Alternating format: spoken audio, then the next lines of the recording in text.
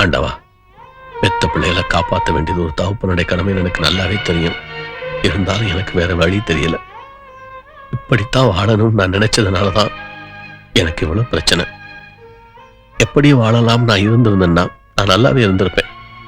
எங்க யாருக்கு அடுத்த பிறவின்னு ஒண்ணு கொடுக்காத. இதுதான் நான் உங்ககிட்ட கடைசியா வேண்டிக்கிறது.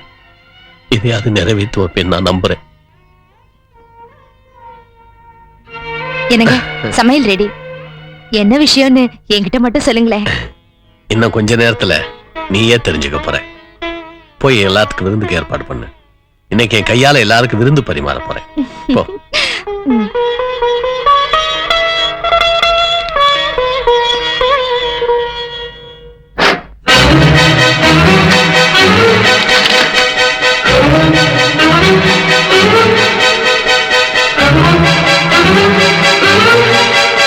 சீக்கிரம் ஆகட்டும்டி. லட்சுமி, டிராயர்ல ஒண்ணு வச்சிட்டு போனது பாத்தியா? என்னங்க? இப்பதான் வச்சிட்டு போனேன், காணோம். என்ன பணமா? என்கிட்ட இது பணம். அப்ப என்ன இருந்தது? நீ ஏன் கேள்வி மேல கேள்வி கேட்டுக்கிட்டு இருக்க? என்னத்தப்பா காணோம்? நீ தெரிஞ்சா சொல்லு, இல்ல சும்மா இரு. என்னப்பா? நீ பேசாத. என்னன்னு சொல்லாம கோவப்பட்டா எப்படிங்க? ஏன் காலையில இருந்து புதிராவே பேசிட்டு இருக்கீங்க? ஐயோ, உங்களுக்கெல்லாம் நான் எப்படி சொல்லி புரிய வைக்க போறேன்னு தெரியலையே. அப்பா, தேவையில்லாம ஏன்பா அவங்கள கேட்டுட்டு இருக்கீங்க? நீங்க தேடுறது இதுதானே? சீதா, சீதா,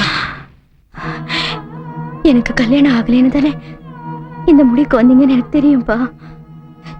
நான் போய் சேர்ந்துட்டா எல்லாரும் நிம்மதியா இருக்கலாம். என்னால எல்லாருமே ஏன் சாகணும்? அதனால என் கதையை நானே முடிச்சிட்டேன். அடுத்த ஜென்மம் ஒண்ணு இருந்தா எல்லா வசதியும் இருந்து உங்களுக்கு நம்ம மகளா பிறக்கணும். சீதா.